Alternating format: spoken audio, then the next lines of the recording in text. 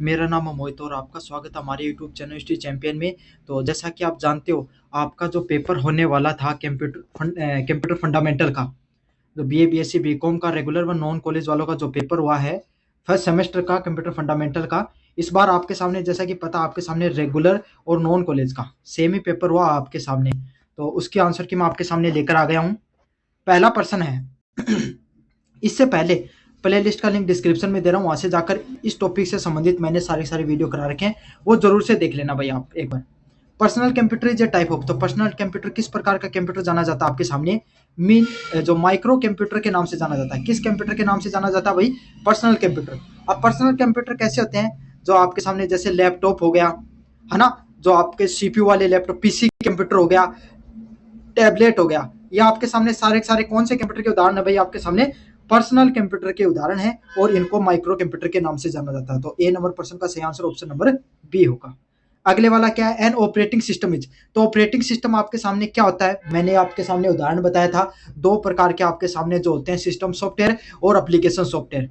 तो operating system होता है वो सिस्टम सॉफ्टवेयर का उदाहरण होता है। तो एक किसका उदाहरण भाई आपके सामने? सॉफ्टवेयर का उदाहरण है। तो इसका सही आंसर क्या होगा? ऑप्शन नंबर बी है वो सही आंसर होगा। दो नंबर प्रश्न का सही आंसर ऑप्शन नंबर बी होने वाला है। In which computer ALU is responsible for, सुबह की लाइव क्लास में मैंने ऊपर वाला प्रश्न भी कराया था, ये वाला क्वेश्चन भी कराया था। एएलयू की फुल फॉर्म पूछी थी, किस चीज में काम आता है इसके बारे में भी पूछा था मैंने। तो एएलयू है वो किस चीज के लिए आपके सामने काम आता है? जो कैलकुलेटिव ऑपरेशन, मतलब गणना संबंधित ऑपरेशन करने के लिए काम में आता है। तो इसका सही आंसर क्या होगा? Option number C, calculative operation के लिए इसका प्रयोग किया जाता है। अगले वाले प्रश्न की बात करें, computer memory Rome is a type of, तो मैंने ये प्रश्न भी बाकायदा आपको करवाया था, है ना। मैंने बताया था ना, परमानेंट मेमोरी होती है, टेम्परेरी मेमोरी होती है। तो उसी को ही परमानेंट होती है उसको नॉन वोलेटाइल बोला जाता है, और टेम्परेरी को वोलेटाइल मेमोरी बोला जाता है। तो रोम कैसी मेमोरी होती है भाई? आप सबको पता है, नॉन वोलेटाइल होती है, गैर अस्थिर होती है। समझ में आ गया? इसका सही आंसर क्या होगा? ऑप्शन नंबर बी होगा। बस परमानेंट को नॉन वोलेटाइल भी बोला जाता है। इस फॉर्म में प्रश्न पूछा गया, थोड़ा अलग तरीके से प्रश्न को जरूर पूछा गया, लेकिन आपके सामने प्रश्न वही आया था। अस्थिर, अस्थिर कौन सी होती है? रैम होती है वो अस्थिर होती है, और रोम होती है वो आपके सामने गैर अस्थिर होती है। तो इसका सही आंसर ऑप्शन नंबर बी होगा। चलिए भाई अगले वाले प्रश्न की तरफ पढ़े। विच of the following is not a system software, तो इनमें से सिस्टम सॉफ्टवेयर कौन सा आपके सामने नहीं है? समझ में आ गया? तो नहीं है, कौन सा नहीं है भाई आपके सामने? MS word. क्यों? मैंने आपको बताया था ना, एप्लीकेशन मतलब ऐप जितने भी होते हैं ना आपके सामने, और बाकायदा मैंने उदाहरण देकर भी बताया था लाइव क्लास के अंदर, सुबह जो 8:30 बजे क्लास हुई थी, उसमें मैंने बताया था एमएस वर्ड एक प्रकार का कैसा सॉफ्टवेयर होता है भाई? आपके सामने एप्लीकेशन सॉफ्टवेयर होता है। तो अगर जिस विद्यार्थी ने नोट देखा है, वो इसका सही आंसर आएगा, ऑप्शन नंबर सी है। तो लाइव क्लास से लगभग प्रश्न देखने को मिलते हैं, बस आपको लाइव क्लास में सुबह आ जाया करो आप सभी लोग, जब लाइव क्लास हो। और लाइव क्लास का आपके सामने लिंक का वो कहाँ पर मिलता है? हमारे टेलीग्राम चैनल पे मिलता है, और टेलीग्राम चैनल का लिंक डिस्क्रिप्शन में दे रखा, जाकर जरूर से ज्वाइन कर लेना भाई। Keyword keys like shift alt and control are the example of which key, मतलब आपके सामने इनमें से कौन सी कीज का उदाहरण होता है? ऑल्ट, शिफ्ट और जो ऑल्ट की होती है वो संशोधक की, उम्मीदवार की, फंक्शन की व वैकल्पिक की। तो किस की के रूप में उनको जाना जाता है आपके सामने? तो इनको मॉडिफायर की के रूप में जाना जाता है, मतलब संशोधक। मतलब कैप्स क्लॉक दबाते हो तो आपके सामने कैपिटल लेटर में हो जाते हैं, शिफ्ट दबाते हो तो उनकी फंक्शन चेंज हो जाते हैं कीज की। तो यही आपके सामने जो कीवर्ड के अंदर जो ओल्ट शिफ्ट और कंट्रोल की जो की होती है, इनको मॉडिफायर की के नाम से जाना जाता है। तो इसका सही आंसर ऑप्शन नंबर ए होगा। अगले वाले प्रश्न की बात करें, विच of the following is a group of input device, तो इनमें से कौन सा आपके सामने इनपुट डिवाइस है? बाकायदा ये प्रश्न अपन ने डिस्कस किया था भाई, और मैंने आपसे 3 उदाहरण पूछे थे, वही का वही प्रश्न देखने को मिल गया। तो कौन सा भाई इनमें से? देखो पहले वाले में मॉनिटर है वो आपके सामने कीबोर्ड इनपुट आउटपुट दोनों होता है। यहाँ पर प्लॉटर आपका सामने उदाहरण नहीं था, तो ये वाला गलत हो गया, ये वाला गलत हो गया। Option number C, keyboard, mouse और स्कैनर। और ये तीनों के तीनों नाम एक विद्यार्थी आपके सामने जो लाइव क्लास में, उसने बाकायदा इन तीनों उदाहरण भी बताए थे। कीबोर्ड, माउस और सर स्कैनर होता है वो किसका उदाहरण होता है?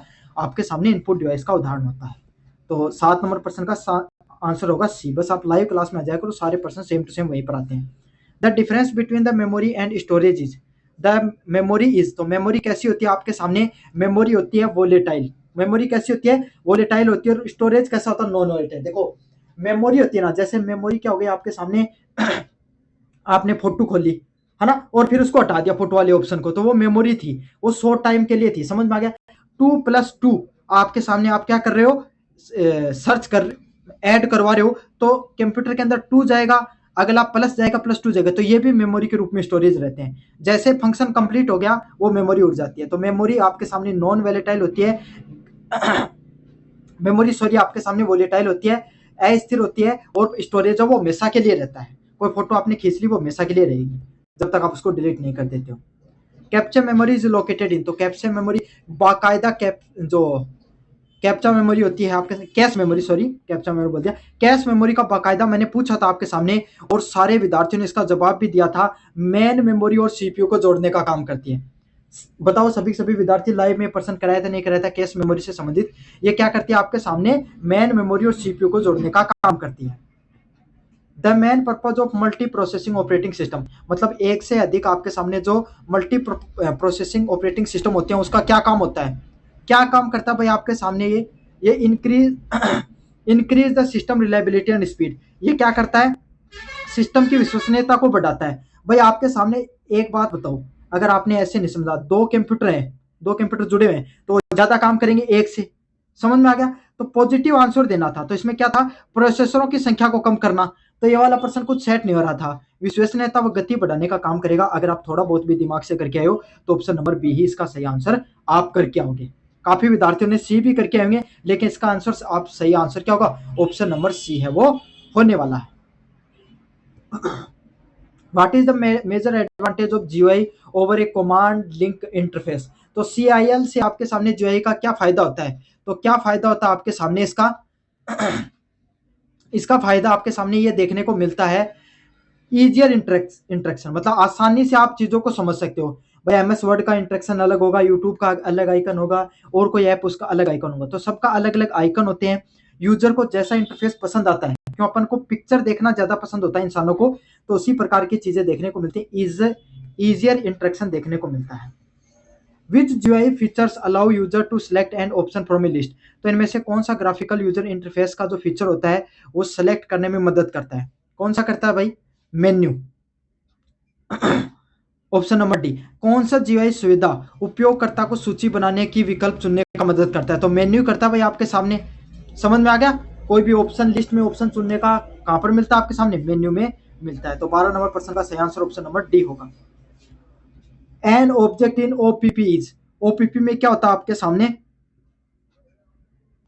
ओपीपी क्या होती है भाई आपके सामने, ऑब्जेक्ट ओरिएंटेड प्रोग्रामिंग होती है। क्या होती है, ऑब्जेक्ट जो ओरिएंटिंग आपके सामने प्रोग्रामिंग देखने को मिलती है। और आपके सामने किस चीज में, एक आपके सामने प्रोग्रामिंग, या आपके सामने ओपीपी आपके सामने क्या है, एक प्रोग्रामिंग लैंग्वेज होती है। क्या होती है आपके सामने, एक प्रोग्रामिंग लैंग्वेज होती है। 13 नंबर प्रश्न का सही आंसर ऑप्शन नंबर सी होगा भाई आपके सामने। समझ में आ गया? अगला है high level language need to convert into the machine language, तो हाई लेवल लैंग्वेज होती है उसको मशीन लैंग्वेज में अपन कैसे कन्वर्ट करते हैं भाई, कंपाइलर या इंटरप्रेटर के द्वारा करते हैं। किसके माध्यम से करते हैं, कंपाइलर या इंटरप्रेटर के माध्यम से किया जाता है। तो इसका सही आंसर क्या होगा, ऑप्शन नंबर सी है वो सही आंसर होगा। कंपाइलर व इंटरप्रेटर के माध्यम से अपन क्या कर देते हैं, आपके सामने हाई लेवल लैंग्वेज को मशीन लैंग्वेज में कन्वर्ट कर देते हैं। अगले वाला है विच of the following is not term associate with the internet email, तो ईमेल से संबंधित आपके सामने क्या नहीं है भाई, आपके सामने इनबॉक्स भी होता है, स्पैम भी होता है, उसके अंदर आपके सामने बुकमार्क भी होता है, लेकिन क्या नहीं होता है, कुकीज नहीं होती है। समझ में आ गया? तो कुकीज किससे संबंधित होती हैं, कुकीज जो वेबसाइट वगैरह होती है उसके अंदर आपके सामने देखने को मिलती है। आपकी जितनी भी जानकारी होती है ना, उसको स्टोरेज करने के लिए जो आपने जो ब्राउजर में जो हिस्ट्री बनाई है, उसको आपके सामने स्टोरेज करने के लिए जो आपके चीजें देखने को मिलती है उनको कुकी के नाम से बोला जाता है। इसका सही आंसर क्या, ऑप्शन नंबर डी है वो सही आंसर होगा। मोबाइल वॉलेट आर स्टोर, तो मोबाइल वॉलेट के अंदर क्या होता है आपके सामने, digital money and the payment information. समझ में आ गया? डिजिटल धन और भुगतान संबंधित जानकारी देखने को मिलती है मोबाइल वॉलेट में। भाई आपके सामने क्या है, आपका बैंक खाता हो गया, आपकी यूपीआई आईडी हो गई, कितना पेमेंट है, ये सारी सारी चीजें इसमें देखने को मिलती है। तो डिजिटल धन भी देखने को मिलता है और भुगतान जानकारी भी देखने को मिलती है। तो 16 नंबर प्रश्न का सही आंसर ऑप्शन नंबर बी होगा। टेली कॉन्फ्रेंसिंग की एक सीमा यह है कि, तो टेली कॉन्फ्रेंसिंग की क्या होती है सीमा, इसके लिए हाई स्पीड इंटरनेट की आवश्यकता होती है भाई। लिमिटेशन ये है कि आप कोई भी व्यक्ति से दूर बैठे बातचीत कर सकते हो, लेकिन भाई उसमें क्या आपको इंटरनेट कैसा चाहिए, हाई स्पीड का इंटरनेट चाहिए। कैसा चाहिए भाई, आपके सामने एक अच्छा इंटरनेट की स्पीड होनी चाहिए, कमजोर इंटरनेट की स्पीड होगी तो ये काम नहीं करेगा। तो 17 नंबर प्रश्न का सही आंसर ऑप्शन नंबर बी होगा। Which of the following is best describe about the encyclopedia of e learning, तो इनमें से कौन सा अतुल्यकालीन ई लर्निंग का सबसे अच्छा उदाहरण, तो इनमें से कौन सा ई लर्निंग का सबसे अच्छा उदाहरण कौन सा भाई आपके सामने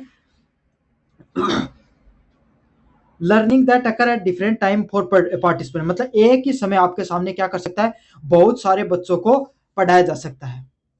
प्रतियोगिता के लिए अलग अलग समय पर होने वाली शिक्षा, ऐसी शिक्षा जहाँ पे प्रारंभिक और छात्र वास्तविक रियल, देखो यहाँ पर रियल टाइम आ गया, तो रियल टाइम में कैसे बातचीत करेंगे भाई, आपके सामने वर्चुअल मीटिंग करते हैं। लर्निंग ओनली, ओनली शब्द हमेशा गलत होता है ना। लर्निंग विदाउट यूजिंग इंटरनेट, तो विदाउट यूजिंग इंटरनेट भी नहीं आ सकता। तो इसका सही आंसर ऑप्शन नंबर ए होगा, learning that occur in the different type for the participant, मतलब बहुत सारे लोग एक साथ पढ़ाई करते हैं। Which e commerce models allow user to sell item other users, तो कौन सा आपके सामने करते हैं। 19 नंबर प्रश्न का सही आंसर क्या होगा, C to C, consumer to consumer आपके सामने बेचते हैं। वैसे इसका आंसर भाई बिजनेस टू बिजनेस भी आ सकता है, बिजनेस टू इसका सही आंसर बिजनेस टू कंज्यूमर आएगा, बी टू सी। सही आंसर क्या होने वाला है आपके सामने, बी आंसर होने वाला है। 19 नंबर प्रश्न में मुझे थोड़ा डाउट, आप एक बार बता भी देना आप क्या करके हो। A web browser is use to, तो वेब ब्राउजर को किसके लिए यूज किया जाता है, सेम टू सेम मैंने पर्सन लाइव क्लास में कराया था। Access the view web pages on the internet, internet पे जितने भी वेब पेजेस होते हैं उनको एक्सेस करने के लिए किसका प्रयोग किया जाता है, वेब ब्राउजर का प्रयोग किया जाता है। तो इसका आंसर सही आंसर क्या ऑप्शन नंबर बी होगा। अगले वाला है what is the full form of MOC, क्या होता है, massive online open online course, क्या होगा, मेसिव ओपन ऑनलाइन कोर्स इसका होगा। आप 21 नंबर प्रश्न का सही आंसर क्या होगा, ऑप्शन नंबर बी है वो सही आंसर होगा। क्या होगा, ऑप्शन नंबर बी है वो सही आंसर होगा। In an email client address book what is the primary purpose of group और कैटेगरी फीचर, तो इनमें से कौन सा प्राइमरी और कैटेगरी फीचर का कौन सा मुख्य उदाहरण होता है। तो क्या होता है आपके सामने, to send a single email to multiple contact simultaneously without manual typing each address, मतलब आप क्या कर सकते हो, ग्रुप का अर्थ क्या होता है, एक साथ कई लोगों को आप चीजों भेजने के लिए क्या किया जाता है भाई, आपके सामने इसका प्रयोग किया जाता है। तो 22 नंबर प्रश्न का सही आंसर ऑप्शन नंबर सी होने वाला है।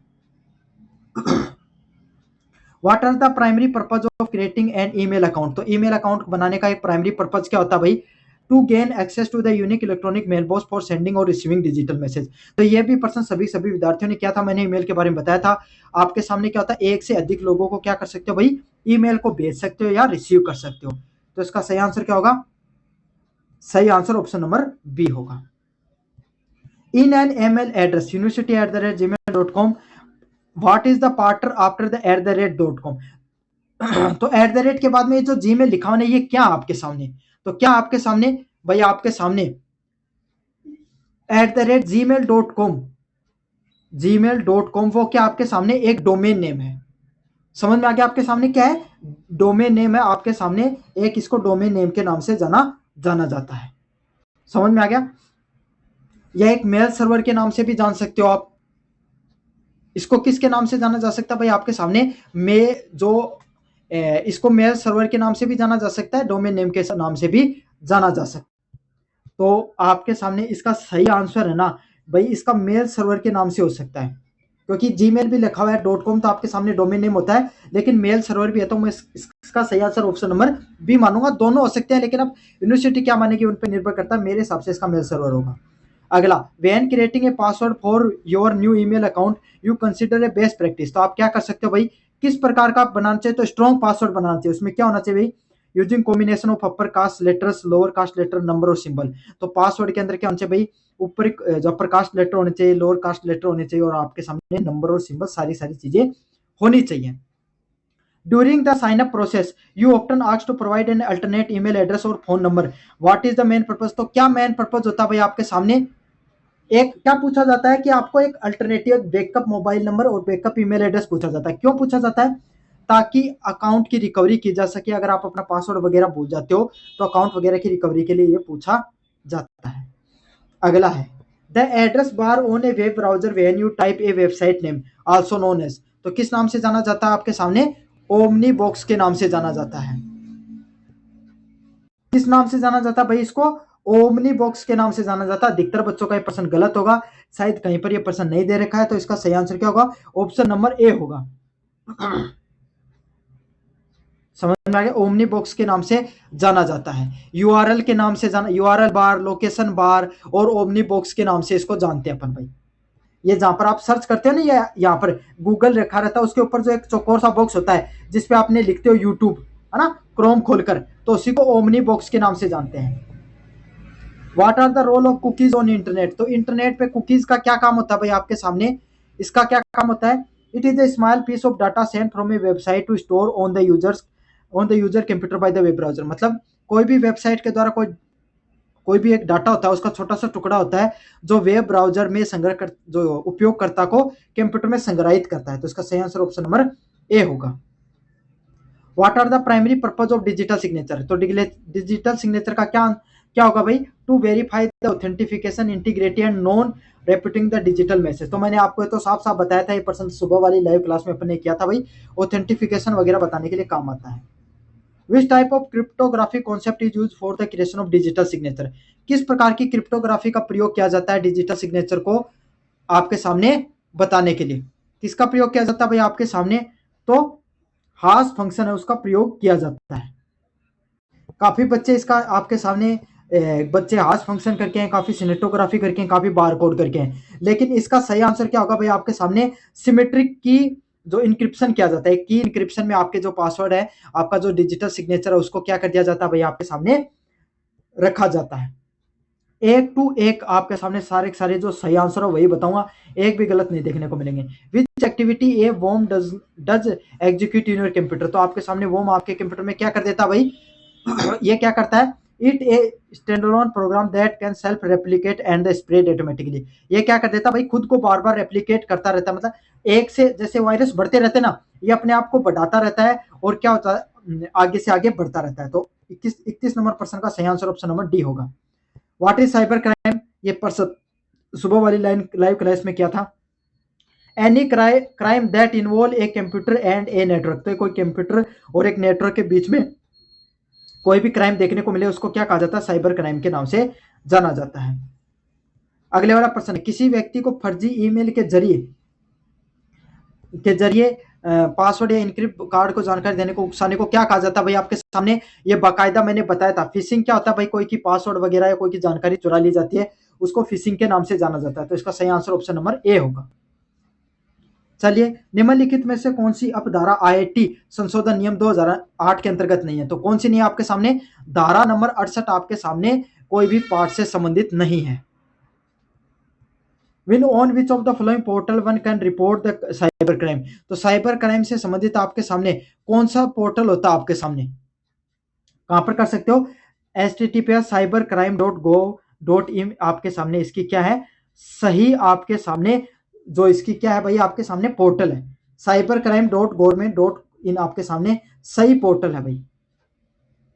What does the https in A website address? तो वेबसाइट एड्रेस के अंदर https क्या होता है? सेम टू सेम पर्सन मैंने आपके सामने करवाया था। https क्या होता है भाई आपके सामने?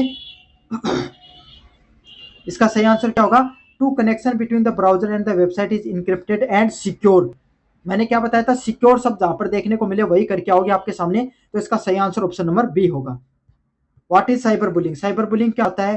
To use the technology to harass और थ्रेटन और इम्प्रेस अनदर पर्सन। मतलब कोई भी इंसान को क्या, अगर इंटरनेट के माध्यम से कोई भी व्यक्ति को परेशान वगैरह करते हो, इसको साइबर बुलिंग के नाम से जाना जाता है। तो 37 नंबर प्रश्न का सही आंसर ऑप्शन नंबर बी होगा। A collection of computer under the control of attackers are called. तो कोई भी आपके सामने कोई भी कंप्यूटर है, कोई भी हैकर के हाथ उसने हैक कर लिया, तो उसको किस नाम से जाना जाता है? बूट नेट के नाम से जाना जाता है। To prevent computer from an adware infection user should primarily. तो आपको एडवेयर, अगर एडवेयर से बचना चाहते हो तो आपको क्या करना चाहिए भाई? क्या करना चाहिए आपके सामने? To be cautious when installing the free software. तो कोई भी आपके सामने फ्री सॉफ्टवेयर को डाउनलोड करो तब ध्यान में रखो और एड ब्लॉकर लगा के रखो।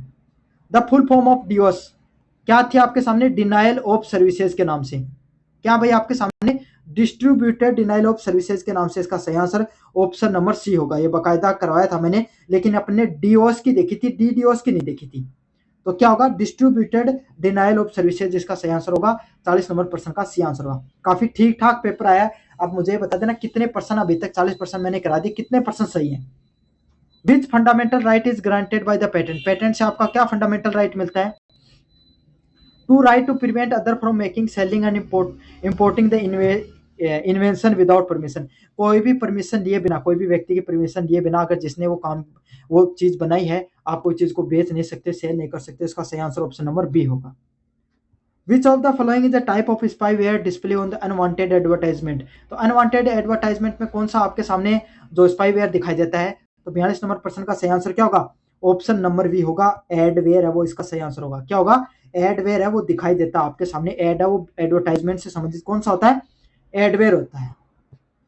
What is the primary function of firewall, firewall का प्राइमरी फंक्शन क्या होता है आपके सामने? To act as a barrier between the trusted internal network and untrusted external network, बाहरी और आंतरिक नेटवर्क के बीच में एक बैरियर के रूप में काम करता है। तो जो 43 नंबर पर्सन, इसका सही आंसर ऑप्शन नंबर बी होगा। A user connected to a fake Wi-Fi network actually set by an attacker when the browser the web the attacker can see the encrypted traffic, तो encrypted traffic को कैसे देख सकता है भाई आपके सामने? 44 नंबर पर्सन का सही आंसर क्या होगा? मैंने बताया था मिडल मैन अटैक के रूप में, एक नकली वाईफाई नेटवर्क से जोड़ता है जहां हमलावर ने स्थापित किया रखा है। समझ में आ गया? तो मिडल मैन जो आप अटैकर होता है उसका कॉन्सेप्ट मैंने सुबह सिखाया था आपके सामने, सुबह वाली क्लास के अंदर। Encryption and D encryption provided confidentiality but not, तो इनक्रिप्शन व डी इनक्रिप्शन किसके थ्रू होता है आपके सामने? इंटीग्रिटी कराता है, ऑथेंटिफिकेशन फ्रेम्स होता है। तो इसका सही आंसर ऑप्शन नंबर डी होगा। नेटवर्क लेयर फायरवॉल्स वर्क है, तो फायरवॉल की वर्क किस तरीके से काम करती है आपके सामने? पैकेट फिल्टर के रूप में काम करती है। कैसे काम करती है भाई? पैकेट फिल्टर के रूप में काम करती है। 46 नंबर पर्सन का सही आंसर ऑप्शन नंबर बी होगा। अगले वाला है, dash is a program of hardware device that filters the information coming through the internet connecting to a network और कंप्यूटर सिस्टम, तो इसका सही आंसर क्या होगा? फायरवॉल आपके सामने एक प्रोग्राम सिस्टम होता है जो नेट कंप्यूटर और नेटवर्क से जोड़ने काम करता है। तो मैंने बताया था प्रोटेक्शन का नाम आया और जहां पर नेटवर्क दिखाई दे फायरवॉल करके आ जाना, और वही पर्सन आपके सामने देखने को मिल गया। तो लगभग आपके सामने लगभग पर्सन कर रहे थे, कुछ पर्सन लैंग्वेज बदल के जरूर हैं, कुछ नए पर्सन भी है भाई आपके सामने। Which technique ensure that the data is unreadable and unauthorized, तो कौन सा होता है? इंक्रिप्शन के नाम से जाना जाता है। किस नाम से जाना जाता है? इंक्रिप्शन के नाम से जाना जाता है। 48 नंबर पर्सन का सही आंसर ऑप्शन नंबर बी होगा। What does the threat hunting after a cyber security centre, COS में क्या होता है आपके सामने? सही आंसर क्या होगा? Proactive scanning the network of hidden threat, मतलब इस प्रकार के आपके सामने नेटवर्क को खोजना जो आपके सामने संभावित खतरों से संबंधित है, जो आगे जाकर हैकिंग कर सकते हैं। Which of the following is a prevention network to secure measures, तो क्या होता है आपका सामने? फायरवॉल है वो नेटवर्क को सुरक्षा से जुड़ा हो, तो इसका सही आंसर ऑप्शन नंबर ए है। अब मेरे को ये बता दो कितने बच्चों के कितने पर्सन सही है कंप्यूटर फंडामेंटल के अंदर? सारे के सारे बच्चे चैनल को जरूर से सब्सक्राइब करना। कोने में व्यू प्रोडक्ट वाला ऑप्शन दे रखा है, यहाँ पे फ्लिपकार्ट और मंत्रा से कोई प्रोडक्ट जरूर से खरीद लेना। धन्यवाद।